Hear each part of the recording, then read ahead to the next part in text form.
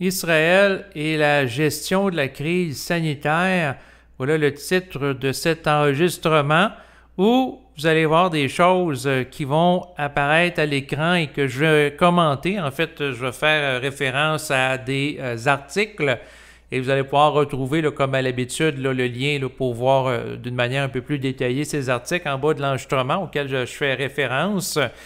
Et j'ai choisi d'attirer votre attention maintenant sur Israël parce que c'est un pays qui est pionnier en matière de mise en place de mesures liées à la gestion de la crise. Donc, c'est un pionnier en matière d'injection. Donc, Israël, c'est un endroit dans le monde qui a adapté aussi là, quand même avant le Québec et la France, le passeport sanitaire. En plus du fait que là, eux autres sont dans la campagne de la 3e dose de l'injection qui court depuis plusieurs jours. Donc, Israël, moi, j'attire votre attention sur ce pays-là en particulier parce qu'il y a des choses qui se passent en Israël avec un décalage de certains mois qui se retrouvent dans les pays occidentaux, comme par exemple la mise en place d'un passeport sanitaire. Eh bien, ça a été mis en place en Israël. Ensuite, le nombre de cas diminuait là, dans le coin du mois de juin, juillet. Donc, ça a été abandonné. Puis, le passeport sanitaire est revenu en place. Et cette mesure-là de passeport sanitaire, comme vous le savez, on la retrouve en France, au Québec et probablement à d'autres endroits également. Donc, par rapport à Israël, si on regarde la courbe du nombre de cas, je vous invite à faire cette petite recherche. Ne me croyez pas sur parole, vérifiez par vous-même. Vous pouvez aller sur le moteur de recherche Google et vous allez y inscrire Israël. Donc, vous entrez les mots qui sont ici par rapport au nombre de cas. Vous allez voir la courbe du nombre de cas. Et vous voyez, ça c'est le mois de septembre 2020, la courbe monte. Ensuite, octobre, ça diminue. Puis, c'est comme une montagne russe. Donc, janvier 2021, là, la courbe est très haute par rapport au nombre de cas. Ensuite, ça diminue. On se rapproche de l'été. En passant, Israël, comme au Québec, les saisons qui fait chaud, c'est comme ici, c'est-à-dire le mois de juin, le mois d'août. Et l'hiver, bien, eux autres, ils n'ont pas de neige comme nous autres, mais ils ont la pluie. Donc, c'est la saison des pluies. Donc, les saisons sont similaires, là. Donc, c'est pas comme en Australie, où il y a une espèce de décalage des saisons ou une inversion des saisons comme dans d'autres hémisphères. Donc, les saisons sont similaires à celles du Québec. Et, on voit par rapport à la courbe, on est rendu au mois d'avril, puis au mois de juillet, la courbe augmente. Je fais dans le fond, parce que ça me fait penser à les montagnes russes, mais c'est pas drôle. Je veux juste me réajuster là, au niveau de la parole. Là, donc, il n'y a rien de drôle là-dedans. Là. On voit une augmentation du nombre de cas. Et ce qui est particulier, c'est que simultanément, pendant le mois d'août, la campagne d'injection 3e dose bat son plein. Et là, on voit que le nombre de cas augmente. Fait que là, il faut se poser la question... Est-ce que la stratégie déployée par Israël d'injecter une 3e dose fonctionne, donne des résultats pour mettre fin à la pandémie et sortir là, du nombre de cas élevés? C'est la question à se poser. Donc, par rapport à cette période d'injection 3e dose, ce qu'on peut voir, c'est que si vous regardez des articles comme ici, journaldemontréal.com, donc ici, dans cet article qui date du 29 août 2021, en passant, je vais faire une petite mise en contexte. Donc, dans le cadre de cet enregistrement, j'évite sciemment, volontairement, de prononcer le mot qui commence par V et je vais plutôt y faire allusion en parlant d'injection. Donc, on se comprend. Donc, Israël abaisse à 12 ans l'âge pour recevoir une 3e dose. Donc, Israël, ce qu'il faut comprendre, ça c'est le 29 août, donc tout récemment, puis dans les jours qui ont précédé, c'était l'injection par rapport à 70 ans et plus, ensuite c'était les 50 ans et plus, ensuite 40 ans et plus, un peu comme la même chose qui s'est produit au Québec par rapport à la 2e dose lors du printemps de l'année 2021. et ensuite les 12 ans et plus. Donc, c'est le même schématisme qui s'est produit en Israël pour la 3e dose, comme la 2e dose qu'on a connue. Et moi, j'ai l'impression qu'Israël, c'est eux autres qui vivent les choses en premier en matière de mise en place de mesures sanitaires. Fait que ce qu'ils vivent présentement, mais au Québec, probablement que dans les prochains mois, on se dirige vers ça. Même chose pour les gens en Europe qui m'écoutent, la francophonie, que je vous salue également, parce qu'on vit un scénario similaire, que ce soit la France, la Suisse, la Belgique. Donc là, vous voyez, eux autres sont rendus à 12 ans pour l'âge pour la 3e dose, mais ça avait commencé avec les clientèles plus vulnérables, comme les immunosupprimés. Et c'est sûr qu'au niveau du Québec, si on regarde qu'est-ce qui se passe, vous allez voir cet article de Radio-Canada. Donc, ce qui est marqué, le Québec offrira une 3e dose aux immunosupprimés. Donc, là, c'est en date du 30 août. Fait que là, vous voyez le narratif pour faire la transition de la 2e à la 3e dose se prépare. C'est sûr qu'on se dirige vers ça, là, tranquillement. Moi, j'ai l'impression que dans les prochains jours, on va avoir des nouvelles qui disent, ben là, ça va prendre une 3e dose et les cas de transmission, probablement, qui ne baisseront pas. Dans les prochains jours avec les 2 doses. Puis tranquillement, le langage de transition, dans le fond, se présente à nous. Donc, au début, on parlait, dans le fond, injecter 2 doses. Et là, on parle de plus en plus de la notion d'être adéquatement injecté. Adéquatement injecté, qu'est-ce que ça veut dire? Ça veut dire, dans le fond, avoir une injection qui est à jour. Donc, probablement qu'on se dirige vers être injecté régulièrement aux 6 mois. Et c'est sûr que nous autres, on commence le narratif de la 3e dose, mais si vous regardez par rapport à Israël, donc vous voyez l'article, dans le fond, qui est ici, par rapport au passeport sanitaire, parce que là, il y a des gens qui pensent « Ah, je t'ai injecté 2 doses, j'ai le droit à mon passeport, puis c'est fini, ensuite on ne m'achalera plus. » Il faut faire attention. Il faut faire attention, les amis. Parce que si on regarde ce qui se passe en Israël, vous pouvez regarder comme moi cet article. C'est écrit en anglais, mais je vais vous le traduire, il n'y a aucun problème. Donc, ce que ça dit, c'est « Israel may deny green passports to people who have not received ». Là, on fait allusion au booster. Donc, les gens, dans le fond, n'auront pas le droit à leur passeport s'ils n'ont pas reçu la dose de mise à jour. Donc, on parle de 3 doses.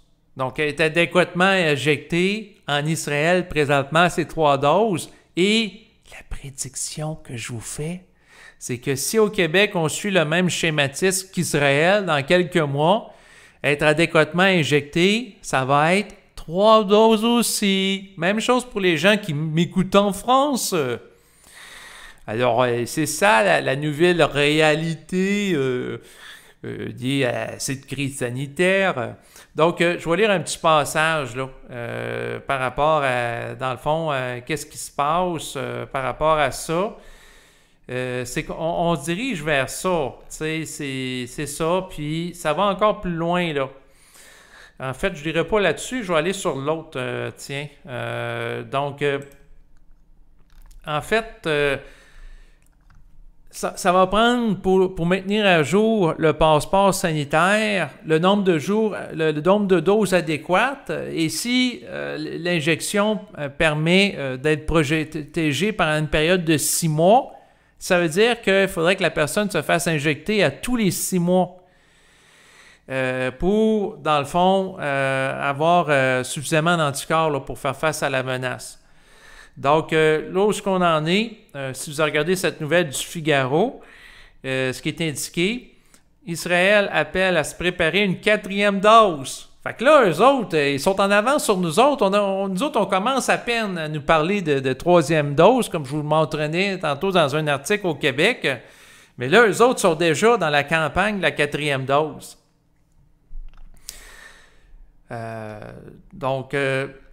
Alors que 2,5 millions d'Israéliens ont reçu une 3e dose, l'État hébreu anticipe la suite de sa campagne Donc, c'est ça. Je vais attirer votre attention sur ce qui est inscrit.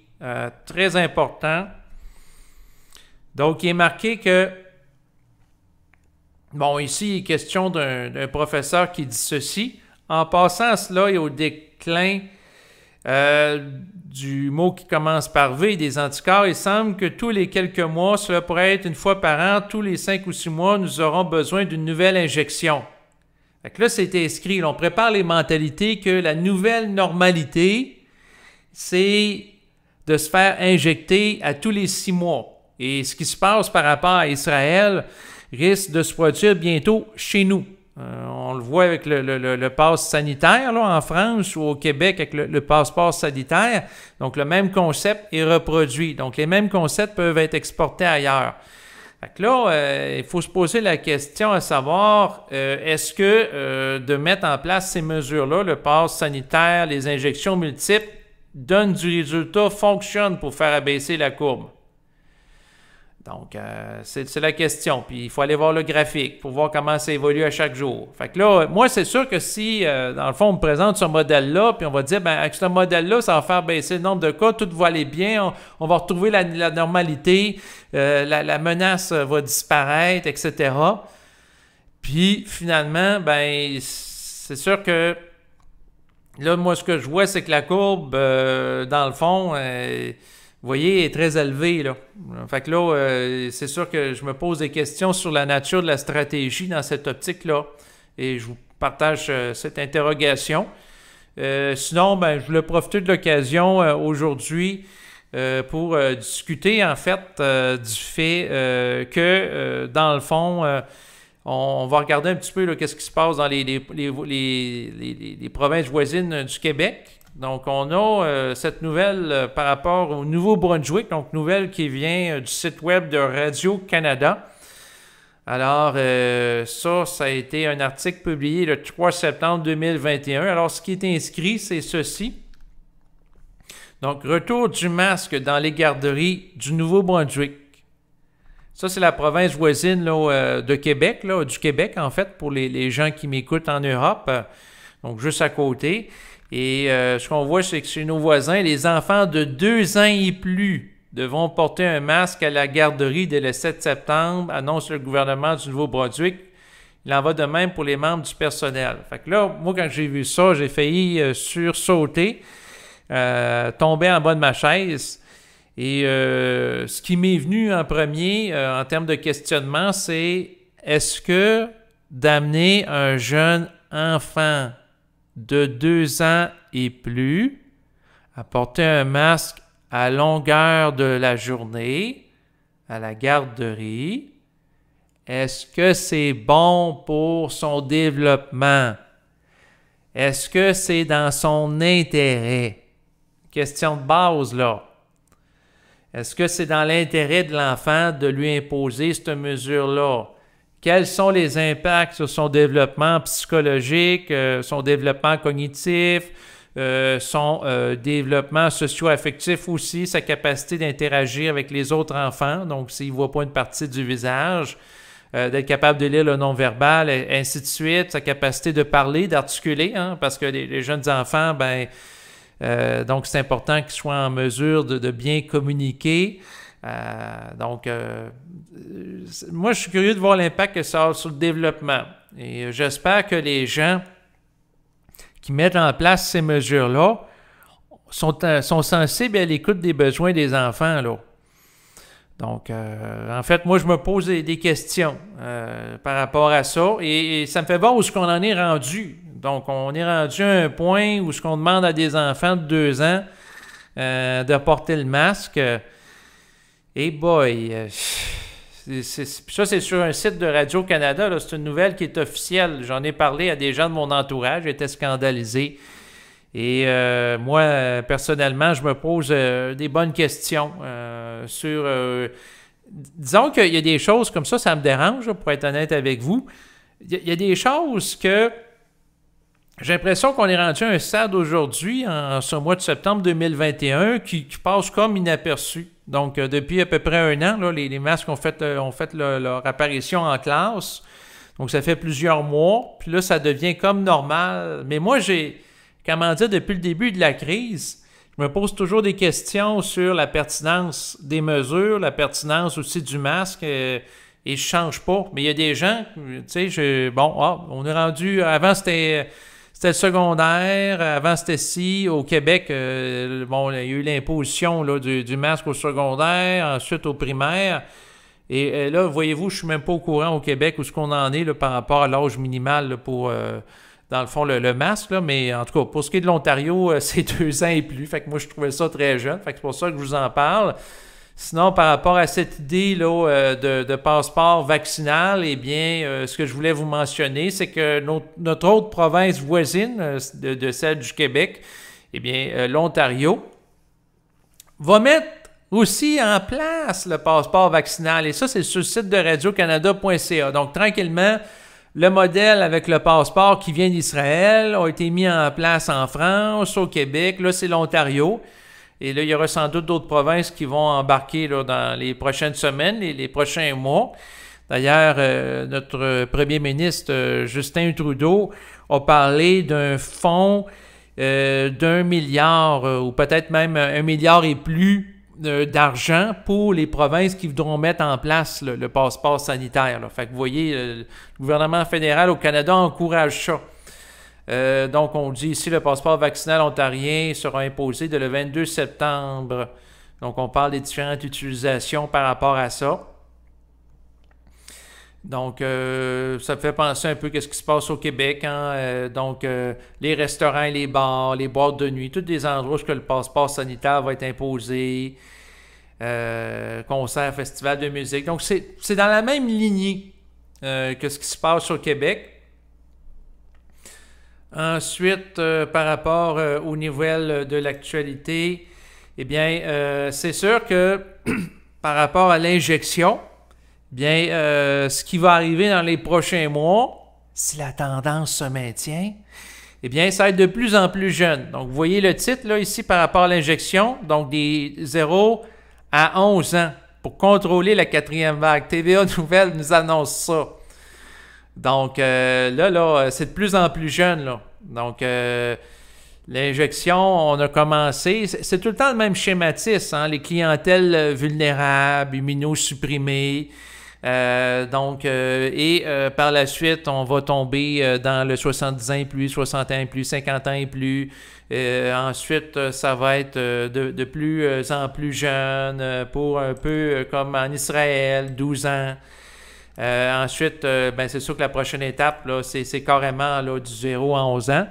Et là, ensuite, il va y avoir plusieurs doses, là, sans doute. Là, la première, là, ça prend la deuxième, ensuite la troisième, peut-être la quatrième, cinquième. Donc, il va sans doute avoir un abonnement là, au passeport vaccinal, un peu comme un abonnement à la salle d'entraînement, ou pour pouvoir rentrer dans la salle et que notre carte soit détectée à l'entrée, eh bien, il faut renouveler l'abonnement.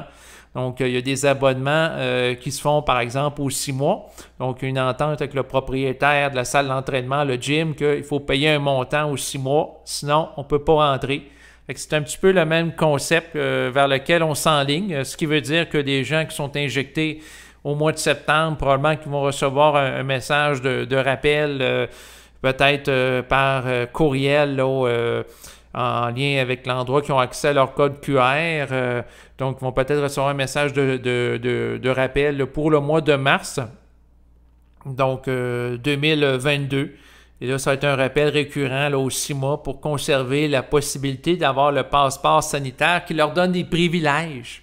Aujourd'hui, qui étaient autrefois des droits comme qu'avaient l'ensemble des citoyens québécois, comme d'aller au restaurant, c'était un droit. Donc, d'avoir accès à l'espace public. Et là, non, c'est rendu un privilège. Ça te prend ton passeport, sinon tu n'as pas le droit. Donc, on est dans une situation là, de ségrégation sociale. Et le plat de résistance pour vous aujourd'hui, c'était de commenter en complémentarité de tout ce que je vous ai dit depuis tantôt, la nouvelle concernant le gouvernement fédéral. Donc, par rapport au gouvernement fédéral, j'espère qu'on voit bien. Je vais déplacer un petit peu l'écran. Donc, on va voir mieux comme ça. La nouvelle d'importance qui a attiré mon attention, auquel j'ai eu accès il y a quelques jours, c'est celle-ci. Le gouvernement du Canada annonce du financement pour des ceintures d'isolement volontaire. Donc, lié, on parle au virus là, en Ontario, là. Donc, ça, c'est sur le site officiel là, du gouvernement du Canada. Là. Fait que m'écrivez-moi pas en me dire, ben là, t'exagères, c'est des affaires de gens qui capotent sur Internet, là, qui délirent. Non, non. Regardez comme il faut avec moi la référence. Ça vient du site canada.ca. Donc, c'est un communiqué de presse. Bon, ça date du 13 août 2021. Bon, ça date quand même de plusieurs jours, mais je vous le partage maintenant parce que c'est quand même d'importance. Puis, dans les bulletins de nouvelles de TVA et Radio-Canada, qui sont nos médias de masse ici au Québec. J'ai jamais entendu parler de ça depuis la date du 13 août, où qu'a été annoncée cette nouvelle là, par voie de communiqué de presse. Donc, là, les sites d'isolement sûr volontaire, là, par rapport au virus, ce qu'il faut comprendre derrière ça, c'est que, dans le fond, on va dire, bon, dans un premier temps, c'est marqué, c'est tout politiquement correct, là, la façon que c'est écrit, là, on ne fait pas de sursaut, mais c'est d'être capable de décoder l'information derrière qui est intéressante, là. Donc, bon, on parle c'est marqué ici, ces sites permettent aux personnes atteintes. Là, on fait référence au virus ou qui ont été exposés au virus d'avoir accès à un lieu d'isolement sûr pour se protéger leur collectivité. Il s'ajoute aux sites mis à la disposition des personnes en situation d'itinérance qui doivent s'isoler à raison d'un test positif. Donc, on parle d'un programme de site sûr, d'isolement. Bon, l'idée, c'est que, par exemple, la personne vit dans un logement, un petit logement, disons un 3,5, puis la personne vit avec une famille de 4 personnes. Donc, pour éviter de contaminer les autres personnes dues à la proximité du lieu physique, par exemple, si la personne n'a pas de chambre pour s'isoler, ben, elle irait à ce moment-là dans l'un des camps, des camps, c'est-à-dire des sites sûrs d'isolement en Ontario. Donc, là, on parle de sites en Ontario, mais c'est sûr qu'après l'Ontario, ben, il peut y avoir d'autres sites aussi dans d'autres provinces, là. Donc, là, on parle, bon, le gouvernement du Canada octroie jusqu'à 5 525 100... Hey, j'ai de la difficulté avec les chiffres. 5 525 126 $ en financement en 4 projets en Ontario pour l'exploitation de 9 sites d'isolement comportant en tout 194 chambres. Fait que là, on a le détail, on a les prix. Donc, on commence par ça. Fait que c'est sûr que, bon, quelqu'un qui, dans le fond, bon, vit dans un petit logement, la personne a peur de contaminer les autres, etc., bien, elle peut aller là sur une base volontaire. On a mis l'emphase sur une base volontaire. Fait que là, en utilisant ce mot-là, bien, ça permet l'acceptabilité sociale de la mesure. Mais c'est sûr que quand que je regarde ça, j'espère que ça ne sera pas la même chose qui va se produire par rapport au port du masque. Rappelez-vous qu'est-ce qui s'est passé au Québec il y a quelques mois. À la base, on disait que non, portez pas le masque, non. Ensuite, vous pouvez le porter, mais sur une base volontaire. Là, on parle de lieux d'isolement volontaire. Par la suite, on est venu à dire que c'est fortement recommandé de porter le masque. Et en terminant, eh bien, on est venu à la conclusion que ça devenait obligatoire parce que là, le nombre de cas diminuait pas et l'état d'urgence se prolongeait. Fait qu'il y a eu une gradation. Donc ici, j'attire votre attention sur le gradualisme du gouvernement. Et quelque chose qui peut être sur une base volontaire aujourd'hui peut éventuellement devenir obligatoire. Et c'est sûr qu'on a l'information en lien avec ça par rapport, par exemple, dans le fond, au port du masque en est un bel exemple. Et c'est sûr que, dans le fond, si on regarde ce qui s'est passé dans d'autres pays en termes de gestion de crise, ben c'est sûr que, surtout en Chine, où des gens se sont ramassés, dans certains cas, disons, dans des lieux où ils ne pouvaient pas sortir. Hein? Il y en a qui ne pouvaient pas sortir de leur logement pendant la période de crise. Ben, en fait, on est toujours en crise, là, mais pendant une période critique de la crise, en relation avec un nombre très élevé de cas. Ben, écoutez, s'il y a un nombre très élevé de cas, il peut y avoir une pression à mettre en place certaines mesures qui, dans le fond, sont très strictes. Et c'est sûr que par rapport à ça, honnêtement, j'espère qu'on n'en vienne pas là. C'est sûr que, dans le fond, mais la possibilité est là. Donc, c'est d'être conscient de ça, là, que c'est pas de la science-fiction. Sinon, en fait, par rapport à l'enregistrement d'aujourd'hui, bien entendu, ce que je vous mentionne, comme je l'ai souvent fait au fait de mes enregistrements, croyez pas ce que je dis, vérifiez par vous-même.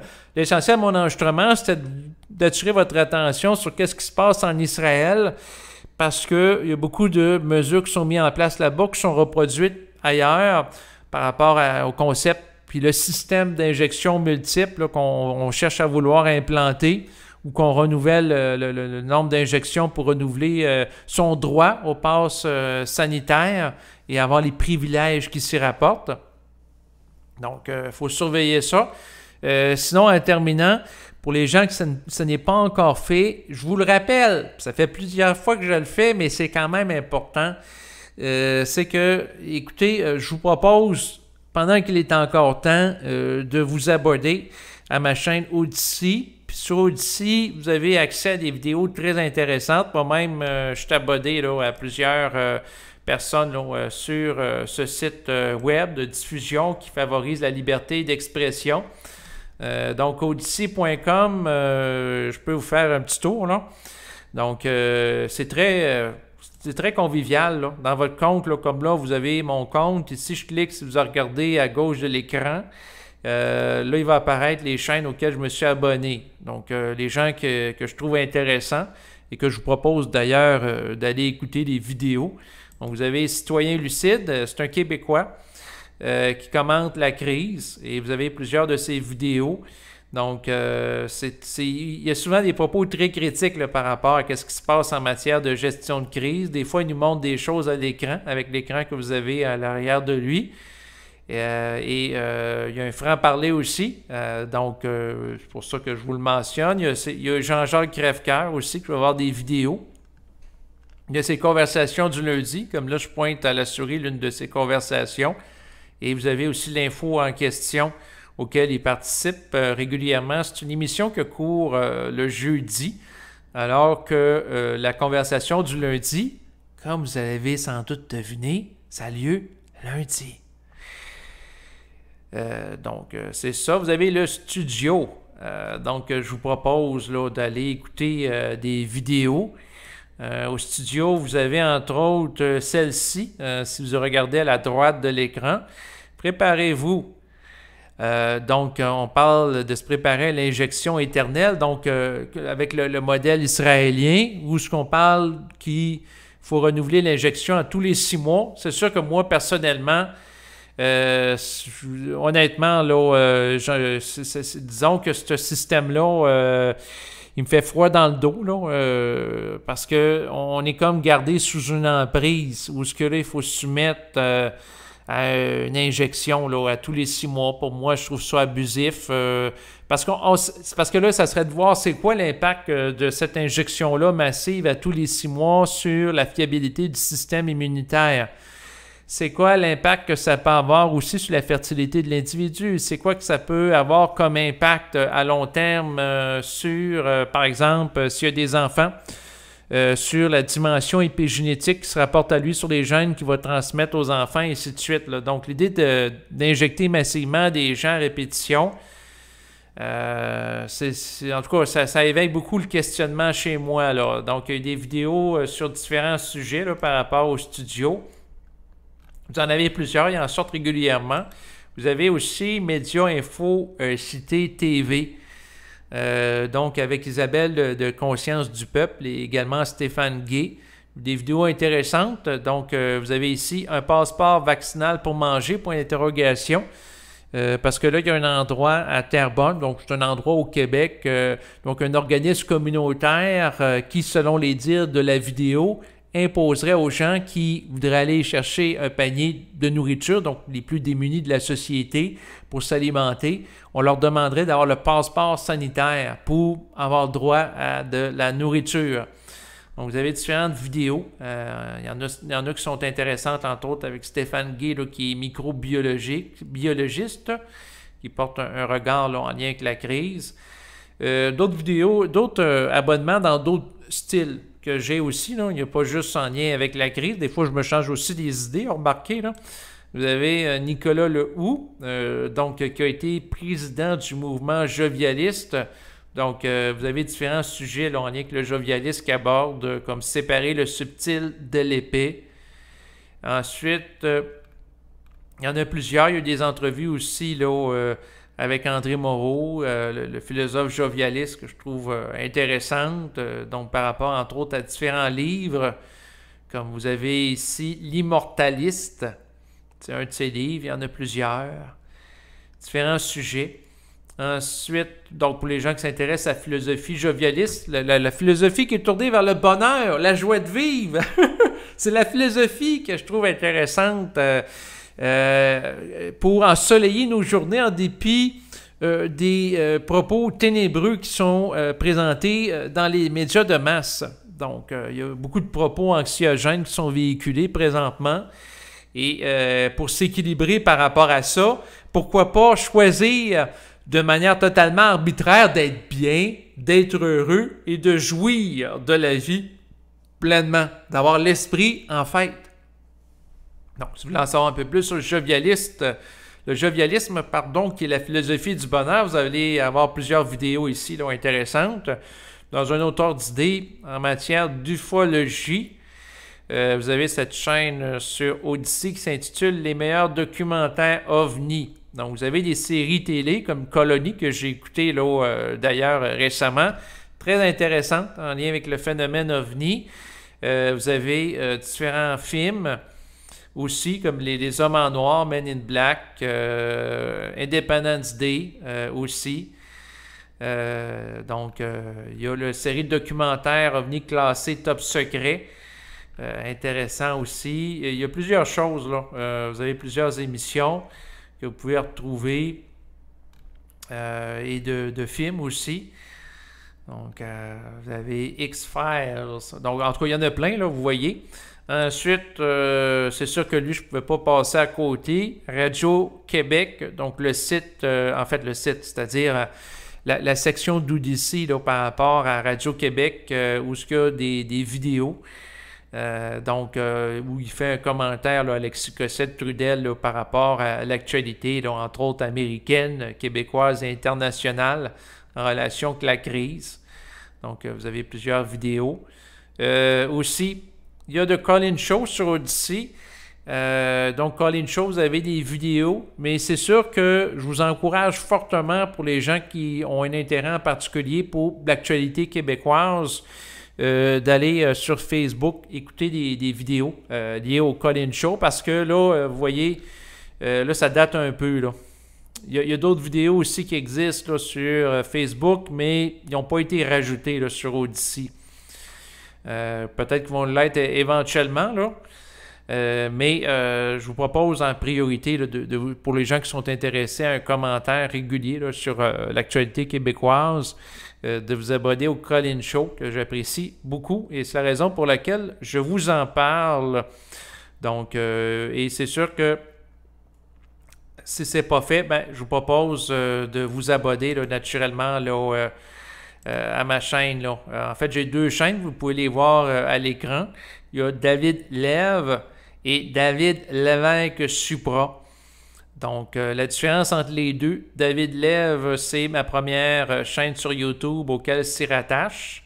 Et David Lévesque Supra, c'est ma deuxième chaîne. Donc, si on va sur ma chaîne principale, donc, vous voyez, là, j'ai 125 abonnés. Donc, tandis que sur YouTube, là, j'ai un peu plus de 1000 abonnés. Fait que c'est sûr que l'invitation que j'ai déjà faite il y a plusieurs semaines, je la fais encore.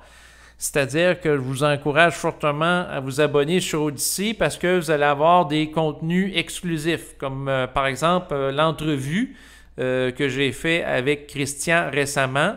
Donc, vous voyez ici la durée, 2h15. Ben, vous l'avez au complet sur Odysee. Vous ne la retrouverez pas sur YouTube, là. Donc, ça fait partie. C'est un exemple concret là, de contenu exclusif auquel vous pouvez avoir accès. Il y a des enregistrements, il y en a plein là, avec Mona, des enregistrements de Berthold aussi. Donc, ça, c'est des choses que vous pouvez écouter. Là. Vous en avez pour des heures et des heures. Et en terminant, naturellement, pour les gens qui apprécient toutes les vidéos que je rends disponibles au public, il y en a au-dessus de 500 que j'ai produits au fil des ans. Incroyable, mais vrai. Eh bien, vous pouvez me faire parvenir une contribution financière, en support à mes activités de diffusion web. D'ailleurs, vous allez avoir les informations, en fait, en vue de faire ça là, en bas de l'écran. Donc, les informations pour faire un virement d'argent par le service de paiement sécurisé que sont PayPal et également Interact. Donc, vous avez les informations en bas de l'écran. Et pour tous celles et ceux qui m'ont fait des contributions au fil du temps, je dirais en particulier celles, parce que beaucoup de femmes parmi vous qui m'ont offert un soutien financier en lien avec mes diffusions web. Écoutez, je vous remercie sincèrement. C'est très apprécié. Et comme à l'habitude, je complète cet enregistrement en vous disant merci de votre écoute et à bientôt. Au revoir.